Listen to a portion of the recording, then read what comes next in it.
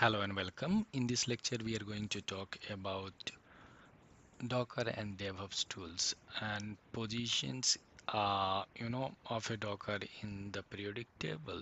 And so, as you can see that in a, like in the terms of a containerization, so we have a Docker in which is like in leading to that in all that in a containerizations or like in container-based solutions, like in for on-premises or for that in a cloud.